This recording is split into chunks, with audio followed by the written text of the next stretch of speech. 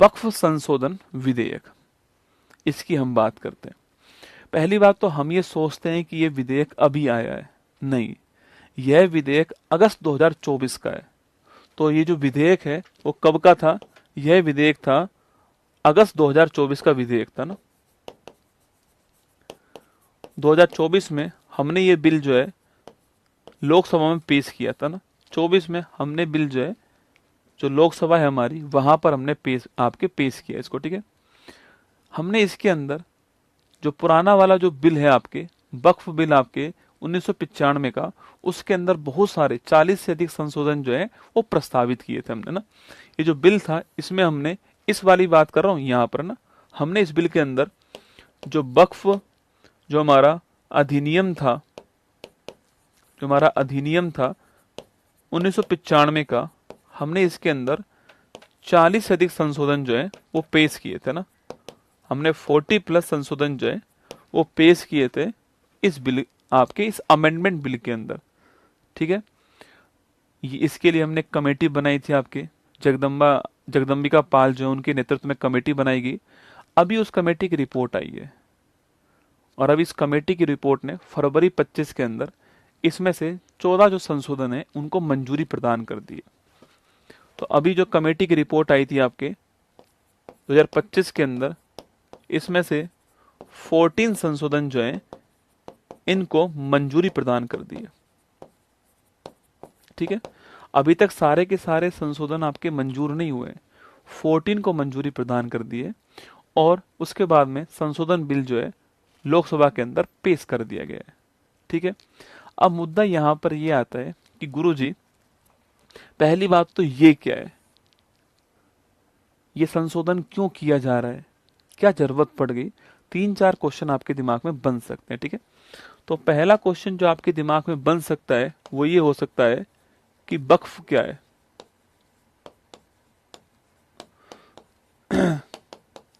पहला क्वेश्चन तो आपके दिमाग में आ सकता है कि जो वक्फ है वो क्या है। दोस्तों आपके देखो, जब भी कोई व्यक्ति, मुख्यतः इस्लाम धर्म के अंदर, जब भी कोई व्यक्ति जो है अपनी चल या अचल संपत्ति, कहने की बात ये, आपके पास रुपया है वो, या आपके पास कोई भूमि है, आपकी जमीन है वो, आपको लगता है कि अब मुझे इसको दान कर देनी चाहिए धर्म के लिए, धर्म के जितने भी कार्य हो रहे हैं, कहीं मस्जिद बन रही है, कहीं पर कब्रिस्तान बन रहा है, कहीं कोई स्कूल बन रहा है आपके, तो वहां मुझे दान कर देना चाहिए। तो जब कोई व्यक्ति अपनी चल या अचल संपत्ति को धर्मार्थ कार्य के लिए दान कर देता है तो आपके उसे कहते हैं वक्फ। तो वक्फ क्या होता है? तो जब कोई व्यक्ति अपनी चल या अचल संपत्ति को, जो भी है, रुपया, पैसा या भूमि, जो भी है, ठीक है, चल या अचल संपत्ति को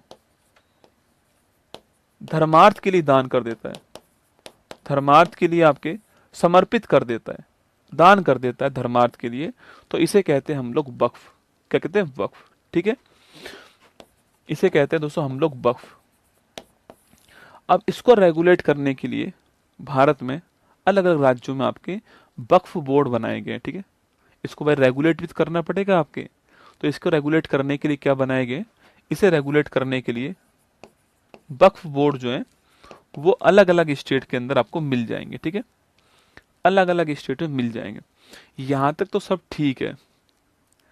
अब दोस्तों जो वक्फ संपत्ति है ये कितनी महत्वपूर्ण है, क्यों इतना हंगामा इसके ऊपर हो रहा है, आप आंकड़ों से समझिएगा कि भारत में तीसरे स्थान पर सर्वाधिक भूमि जो है वो वक्फ के बोर्ड के पास में। भारत में तीसरे स्थान पर सर्वाधिक जो भूमि है वो किसके पास में? वक्फ बोर्ड के पास में, या तो रेलवे के पास में इससे अधिक, या फिर डिफेंस के पास में।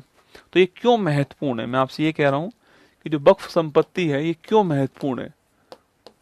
भाई अगर ये छोटी मोटी चीज है तो फिर क्यों ही माथा मार रहे हो इसके ऊपर इतना, क्यों इसके ऊपर जो है इतना विवाद हो रहा है, हर कोई इसी में लगा हुआ है, हर कोई न्यूज चैनल इसमें लगा हुआ है।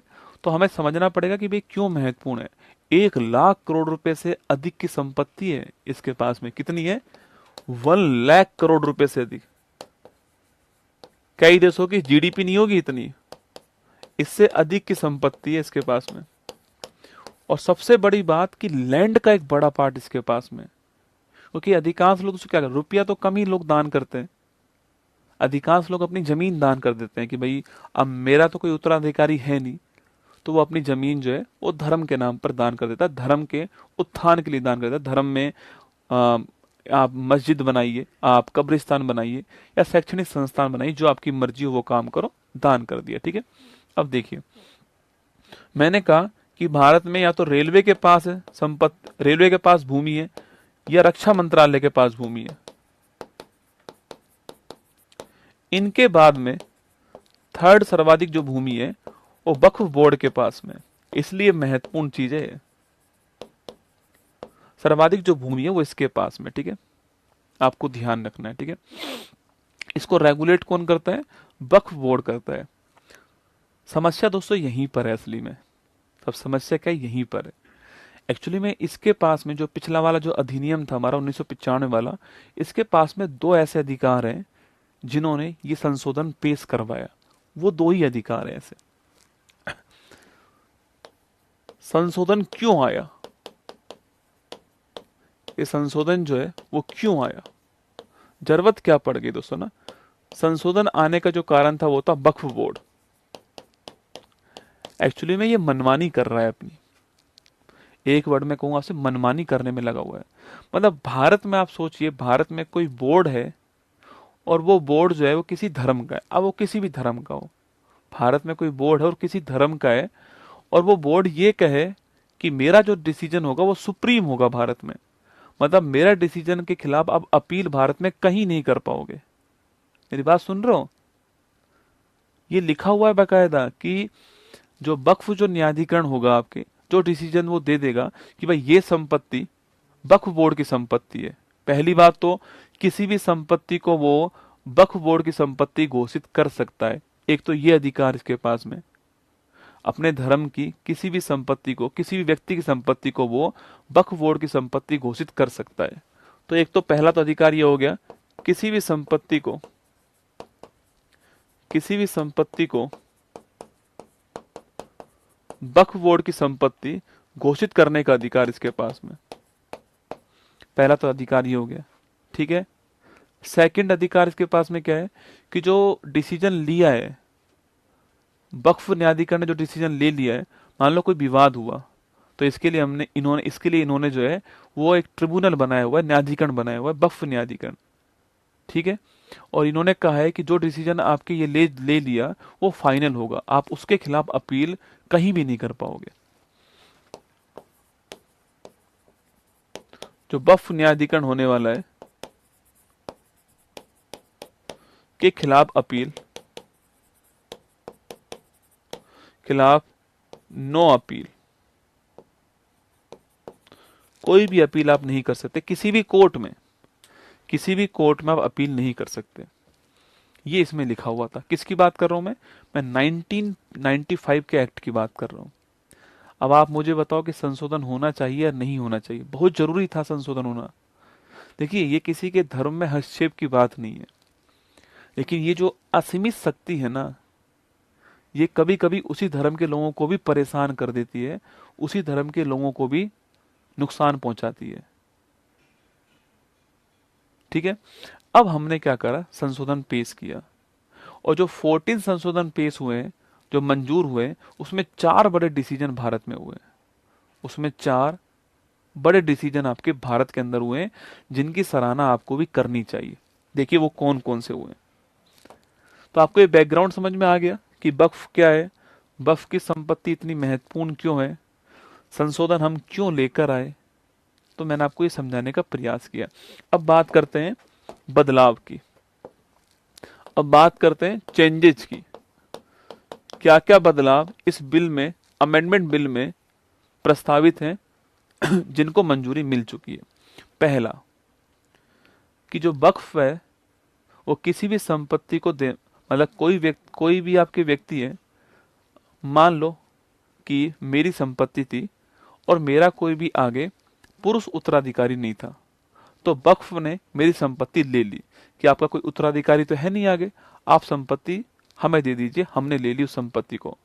इस संशोधन में कहा गया है कि अगर महिला उत्तराधिकारी है तो आप उसके अधिकार से उसको वंचित नहीं कर सकते, उसका भी संपत्ति में अधिकार है। तो ध्यान रखना, पहला बदलाव है महिला उत्तराधिकारी, उसकी बात कही गई है ना। जो महिला उत्तराधिकारी है, इसका अधिकार है, इसका अधिकार है संपत्ति में हक, ठीक है। तो किसी व्यक्ति ने कोई संपत्ति वक्फ को दी है, लेकिन उससे पहले अगर महिला उत्तराधिकारी है तो आपको संपत्ति उसे देनी पड़ेगी, आप सीधा वक्फ को नहीं दे सकते, ये उन्होंने कहा है। पहले तो ये था कि पुरुष उत्तराधिकारी नहीं है तो संपत्ति वक्फ के पास पहुंच जाएगी, ठीक है। सेकंड बड़ा बदलाव, कोई भी सरकारी संपत्ति वक्फ बोर्ड के पास में नहीं जाएगी। कोई भी सरकारी संपत्ति को वक्फ नहीं माना जाएगा, और अगर किसी को माना गया है तो उसको वापस किया जाएगा। तो लिखिएगा, सेकंड बदलाव है कि सरकारी संपत्ति जो है, हाँ ये सच बात है, सरकारी संपत्ति भी वक्फ बोर्ड के पास में है कई जगह पर, क्योंकि उसने जो कह दिया ना, कि उसने कह दिया कि ये संपत्ति वक्फ बोर्ड की है, वो हो गई उसकी, ऐसा था मामला। सरकारी संपत्ति वक्फ में नहीं जाएगी, सरकारी संपत्ति वक्फ में नहीं जाएगी, गई है तो वो हटेगी, ठीक है। थर्ड पॉइंट, किसी संपत्ति पर स्वामित्व किसका है ये तय करने का अधिकार कलेक्टर का होगा। किसी संपत्ति पर किसका स्वामित्व है ये तय करने का अधिकार किसका होने वाला है, जिला कलेक्टर का होने वाला है। वक्फ तय नहीं करेगा कि संपत्ति पर अधिकार किसका है, स्वामित्व किसका है, ये वक्फ तय नहीं करेगा, ये तय कौन करेगा, ये जिला कलेक्टर तय करेंगे। किसी संपत्ति पर किसका मालिकाना हक है ये तय कौन करेगा, आपके वक्फ तय करेगा। आपको ध्यान, ये आपके डीएम तय करेगा। और सबसे बड़ा बदलाव जो है कि एक वक्फ परिषद बनाई जाएगी जिसमें गैर मुसलमान का होना भी अनिवार्य है। नंबर 4 है, एक वक्फ परिषद बनाई जाएगी और इस परिषद में गैर मुसलमान जो है इसका होना भी अनिवार्य है। और जिसकी मैं बात कर रहा था वो ये है, इसमें कुल मिला के 22 मेंबर होंगे, ठीक है। जिसकी मैं बात कर रहा था वो ये है कि अगर आप इस न्यायाधिकरण के फैसले से संतुष्ट नहीं है तो आप इसके खिलाफ अपील कर सकते हैं। यही एक मेजर है। एक तो हर संपत्ति को वक्फ की संपत्ति नहीं माना जाएगा, ये चेंज है। सरकारी संपत्ति अलग रहेगी, महिला उत्तराधिकार है तो वो अलग रहेगा। संपत्ति पर मालिकाना हक किसका है ये तय कौन करेगा, डीएम करेगा। और इसके अलावा अगर आपको फिर भी कोई समस्या है इस ट्रिब्यूनल के फैसले पर तो आप कोर्ट जा सकते हो, आप कोर्ट जा सकते हो 90 दिनों के अंदर, 90 डेज के अंदर आप कोर्ट जाइए। इसमें कोर्ट का फैसला फाइनल फैसला होगा। और ये बहुत जरूरी है, जहां पर संविधान है, जहां पर लोकतंत्र है, वहां पर कोर्ट क्यों बनाई गई थी, तो कोर्ट इसलिए बनाई गई थी, ठीक है, कोर्ट इसीलिए बनाई गई थी। तो ये साफ साफ कहा गया यहाँ पर कि अगर आप ट्रिब्यूनल के फैसले से अगर आप संतुष्ट नहीं है, आपको लगता है कि मुझे इसके खिलाफ अपील करनी है। तो भारत में ऐसा होता है, आप डिस्ट्रिक्ट कोर्ट के फैसले से संतुष्ट नहीं है, आप हाई कोर्ट जाओगे, हाई कोर्ट से नहीं है सुप्रीम कोर्ट जाओगे, सुप्रीम कोर्ट से नहीं है दोबारा आप अपील करोगे सुप्रीम कोर्ट में। तो ऊपर अपील करने का अधिकार तो हर किसी के पास में, तो यहां पर क्यों ना हो। तो यहां पर साफ साफ कह दिया कि ट्रिब्यूनल के फैसले से आप संतुष्ट नहीं है तो आप कोर्ट जा सकते हैं, 90 दिनों के अंदर आपको जाना पड़ेगा कोर्ट, ये यहां पर कहा गया है। अब विवाद क्यों हो रहा है, डिस्प्यूट क्यों दोस्तों हो रहा है, तो देखो इसमें जो वक्फ है उसकी शक्ति कंट्रोल में आएंगी, रेगुलेशन में आएंगी, उनके ऊपर भी गवर्नमेंट का रेगुलेशन बढ़ जाएगा। यस या नो, उनकी जो मनमानी है वो समाप्त होगी यहाँ पर, पहली बात तो, ठीक है, ये सब यहाँ पर होने वाला है, मनमानी समाप्त होगी, ठीक है। और एक दूसरा ये वाला डिसीजन जो था कि कोर्ट ऊपर बैठ गई है अब जो है, तो ट्रिब्यूनल का फैसला फाइनल फैसला नहीं होगा, ये यहाँ पर था। तो ये पूरा डिसीजन है, ये संशोधन यहाँ पर लागू हुए, ठीक है।